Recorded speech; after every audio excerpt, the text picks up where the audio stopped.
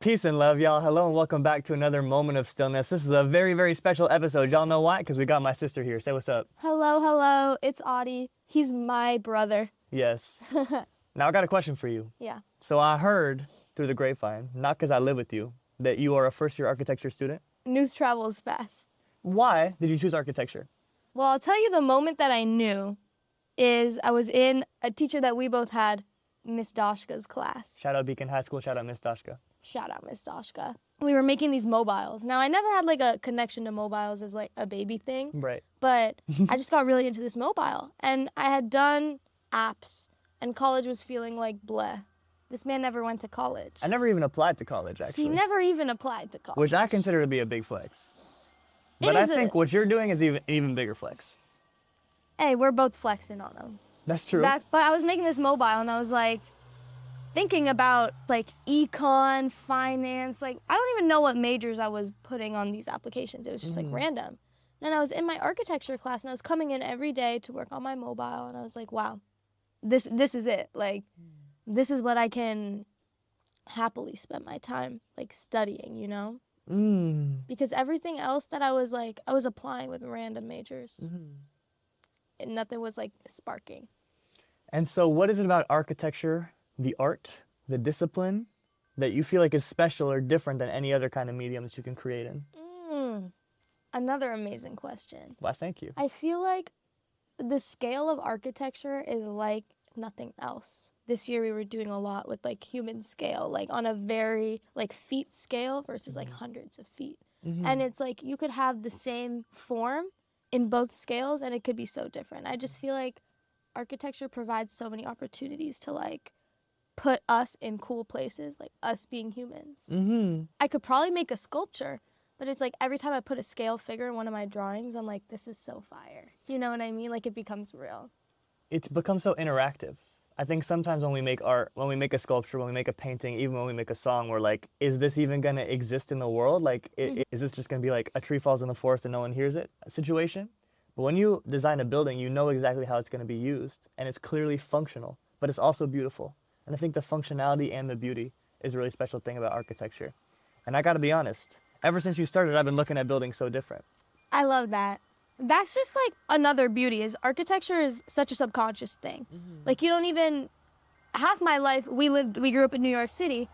I didn't see the buildings the way that I do now, you know, like I come back to the city and it's like visiting a new place because I have these new eyes. And I love that you have those eyes. Yes. I also admire how much STEM is involved in the artistic process because like, I think a lot of art is based on like breaking the rules, totally disregarding the laws of physics.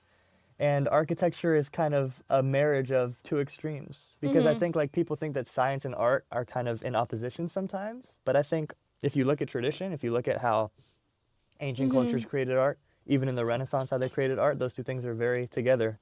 How's your hot chocolate? It's good. Do you want to try it? No, it's okay. That's all you. Makes sense. It was worth the shot. I'm always, because recently my family came to pick me up from my first year of architecture school. And I took y'all to my go-to pizza place. Yeah. And you got a slice and it made me really happy because he usually doesn't eat pizza, but I like this excitement in your life. Yes. The truth is that, you know, for a long time I had a really complicated relationship with food. And I had a bit of an OCD with food where I didn't want anything that wasn't like perfectly natural to enter my body. I really thought that I was gonna die. Like I had to talk about that with my therapist and realize that, wait, I'm not eating healthy. I'm actually torturing myself. Yeah, because food is not just about nourishing your body, you know, it can be about like... Nourishing your soul. Exactly. Yes. But then when I was traveling, I ate everything under the sun. I know, and I loved every time you would call us like first thing in the morning because of the time difference.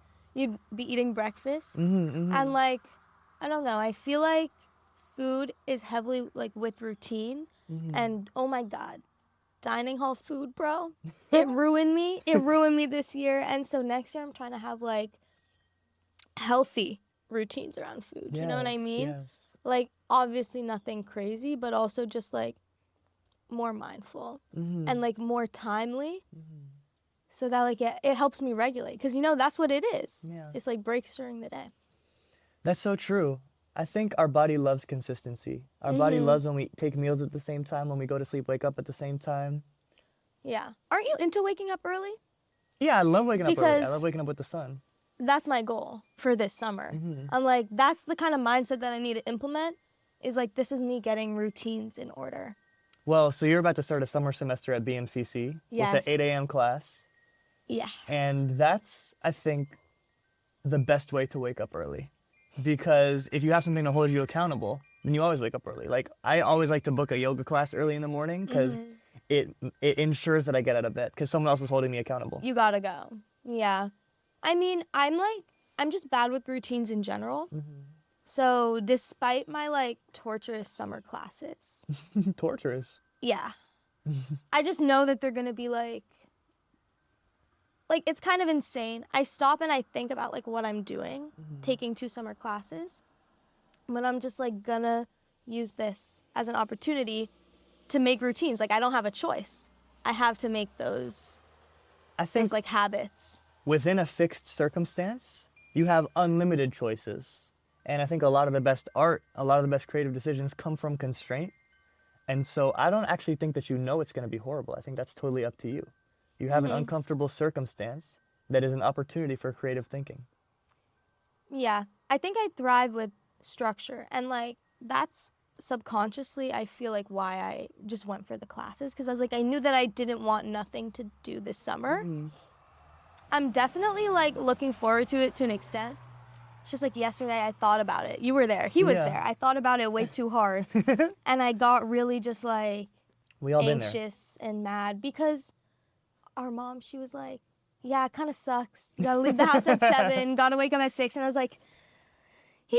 And she was just like, she was putting it so blatantly that I had to see the true colors. But I've been excited for this structure in my life before I thought about what it entailed. Also, she was projecting her own opinion onto you, and like Yeah. when other people do that to us, we internalize those opinions and mistake them for our own. But there's this great quote that I love that says, if you have a belief that's not backed by personal experience, it's not your belief, it's somebody else's. Don't believe everything you hear, only believe what you experience.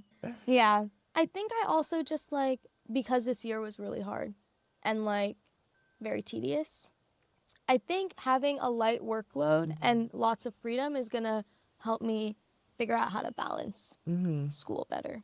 And you know what I always say, like, you're an artist at heart. And so you will always be able to overcome these decisions because you have a creative brain. So I can ask you another question. Yeah. We went over architecture, the beauty of architecture. You're also known in the streets to be a fashionista. Am I wrong? I mean, Flex on them. I can't disagree. I can't disagree. My grout fit is a bad example, but I can't disagree. But you just woke up, hashtag woke up like this, with a denim jacket on, with like 3 earrings in each lobe. Bruh. He hypes me up too much. Thank you. So my question is, what do you think anybody can get out of taking advantage of fashion as a way to express themselves? Like, what can that do for a person? I feel like self-expression, like sometimes it doesn't feel like such a big thing when like you tell yourself that you're not expressing yourself in like an explicit way. But I think expressing yourself is as far as feeling good in how you are presenting yourself. Like you have that choice in the morning. So like take 5 minutes and find an outfit that makes you feel beautiful and makes you feel good. And like for me sometimes that's like the decider if I have a good day or not. Is it like if I don't feel fly, if I feel like I look stupid, then I just like am having a terrible day. Me too, And to be honest. Yeah. It's just such a simple choice that you can make to like hype yourself up, you know? And give yourself something good that you deserve. So that reminds me of a quote by another teacher that we both shared. Shout out Beacon High School. Her name is Petria May. This woman is crazy. She, in the best way. She was like a legal attorney. Then she like quit that, started her own thrift store. Yeah. Then she like quit that, became a high school teacher. The clothes are also in a storage unit, which she wears to school. She's the flyest. Yeah, woman. she's the flyest, and she put it very simply. She said, there are a few choices that nobody on this planet can abstain from. One of them is choosing the food you eat, one of them is choosing how you breathe, and one of them is choosing what clothes you wear. You can tell a lot about a person because of what they wear, you know what I mean? So a lot of people do it unintentionally. A lot of people put a lot of intention into it, but no matter what, everyone makes the choice. And I think it's a great analogy for how you can either take this life by the reins, no Hamilton, or you can kind of let life happen to you. And it's something we talk about a lot. Like, are you the creator of your circumstance or the victim of your circumstance? And I think that's one thing that I really admire about you is like you always show up in your fashion choices like you are the creator, like you're the main character of your own life. Wow. Thank you. Because you know that those conversations are always hard for me. Because I have days where, like, I feel super down about myself. And I guess, like, even when I feel down about my outfit, like, one of my friends will let me know that they like it. And it's like, that's the best. And I feel like that validation in your self-expression comes through even if you don't feel it in the moment. Like, it's always worth it, you know? Yes. And it's like, in the long run, it's not gonna make you feel worse. So you know the dentist that we go to, Dr. Ari Kramer? His dental assistant, The GOAT. every time I walk in with a colorful outfit, she's like, oh my God, you made my day. Like, you come into this gray office looking like a flower. And I never considered that an outfit could brighten someone else's day. I love her. Yeah. She's the best. Right. I totally agree. Yeah. One time she was like, I don't know. I just love her anecdotes. She's the best. She's going to Japan. No cap. Yeah. Wow. And what are your summer plans? Well, class. Right. But we've been talking about me traveling, hypothetically solo. Unsure if that's final destination. But I just feel like, I don't know. I haven't, like, my brain isn't resting yet. I have a final portfolio to submit. My brain isn't resting. I can't, like, really think about where I want to go. Well, when you have all this stuff on your to-do list, it's easy to live in survival mode rather than creative mode. Shout out Minecraft. We both were big on Minecraft back in the day. And we know the difference between sometimes you want to live on the edge, you want to play on survival mode and just see who can touch you, right? Sometimes you want to live in creative mode and just block out the haters and do what makes you happiest. And life is like that too. I mean, sometimes we put ourselves in challenging positions just to stretch ourselves and to see what we're capable of. But sometimes we foster an environment of comfort and safety so that we can push ourselves in a different way, in a more relaxed way, in a more calm and collected way. So all that to say, like, when all of these items are checked off your to-do list, you're going to be left with a beautiful choice.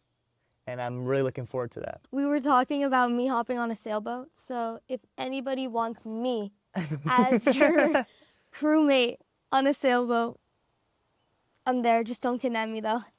But, well, I was telling you that I was scared of solo traveling as a woman because it's obviously, like, just scarier. But it is something that is very exciting to me. And, like, I just know the adrenaline of independence is going to be, like, so exciting. Because college feels like that, but it doesn't totally feel like that. And so thank you for pushing me because you always remind me that I can do it. Of course you can. I mean, you know, and everyone watching knows how much solo travel changed my life. And I just want that for you. And I know all the people listening to this are like, oh, must be nice to be able to have these conversations. But I believe that everybody is capable of it, seriously. And I think the thing that holds us back from living a life of excitement and luxury and living our dreams is not necessarily our circumstance or our means, but the mental walls that we put up.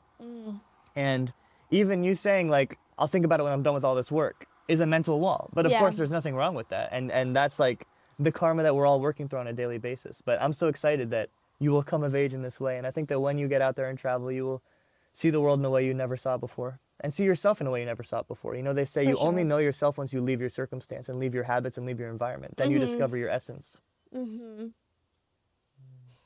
Yeah, I think everyone has their solo travel thing that, like, you got to do with yourself for yourself, you know? Yeah. I feel like having this conversation is definitely easier for you than it is for me because it's like your reality. And it's like, I'm super tied down to school, but it's like you said, I need to escape that circumstance and, like, give myself some love, you know, self-love. The capital S self. Yes. And it's not that you got to escape the circumstance, just that you got to escape the mentality. Mm-hmm, mm-hmm, mm-hmm. So you want to ask me about music? Ooh. I just feel like, yes, you were producing music, and you were teaching music, but just like you tell me to foster my art, you got to do the same. And like, you have independence, you have freedom and free time. And I feel like if you're not making music, then it's like, I don't know. That's crazy. I feel like you have to produce something. It's just such a big part of you. And you love music. And just like you tell me to make art, even when I'm like, I literally have to make a ton of drawings and I don't want to think about doing other work. Like, it's not work, you know?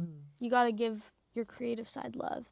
And we both struggle with that. No, I know exactly what you mean. Yeah. And for context, like not everyone listening might know that I used to be in a band and like I've been a musician since I was really young. Like my dream since I was a baby was to be in a band that like tours professionally, and I achieved that dream very young when I was 17. It forced me to ask a lot of spiritual questions, and eventually I ended up leaving the band because I was seeking some sort of deeper fulfillment than the external stuff. And that being said, like I still love music. I still love to make music. But while I was traveling over the past year, I was making some music, like freelance work for other artists, but I wasn't making anything for me because I think a lot of what I did over the past year was rediscover my own identity. And in that, I had to take a step back from music to figure out what I really want to make. And for a while, I was really overthinking that. And even coming back home, I was like, oh my God, now that means I have to like go back down into my recording studio and make something.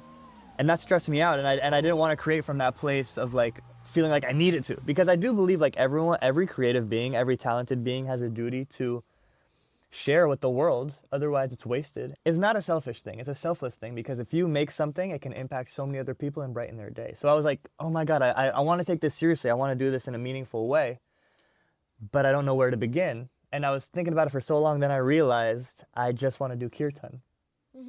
I just want to study the music that I loved so much in India because it made me think so differently about music. And coming back to New York, I went to one of my favorite artists' concerts at a venue called Brooklyn Steel, which is like a club with a expensive bar and a sticky floor, and it's just like a black dark box. And I felt kind of frustrated by that experience. I was like, why does all music have to exist in this same space?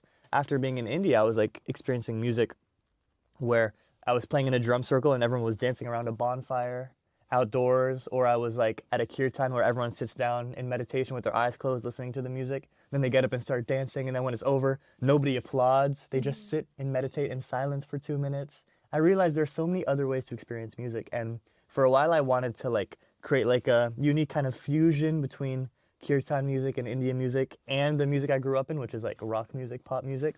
Then I realized I just want to immerse myself in the tradition and study kirtan and lead kirtan and bring that beautiful kind of music to people who might not experience it earlier. So like you asked me a few minutes ago, like what kind of music are you going to do? Like what's up? Like, why aren't you making music? And I finally feel clarity on it for the first time. And I feel ready to start making something new that I've never experienced before. But you're so right about like how when you're so caught up in your to-do list, you don't create for your inner child. And that's something that we talk about a lot that I really, really want to focus on for myself. So I feel like this is a clear way in that I'm really, really excited about. Next week I'm going to be going to some kirtan events just to meet people in the space. That's fire. Yeah, and like make some connections and get leads on where I can actually study it, where I can start to lead some kirtans. So I'm really excited about that. That's amazing. And I think it's important that you took that like pause that you needed. To what you were saying before, this man put me on to The Creative Act by Rick Rubin, the Bible, as we call it. The Bible. And he always talks about how, like, if you don't make something, somebody else will. And I think to that end, like, you can't put a blockage to the type of music that you're making. Like, you have this influence and you have this direction, but I feel like you still gotta, like, just make the music that you're driven to make. And that probably won't be kirtan to a T. You know what I mean? Yes. And I think that's something that you have to, like, not even lean into, but just give way to blossom. Because, you know, you have to make the art with you behind it. And I know that you will. I love that.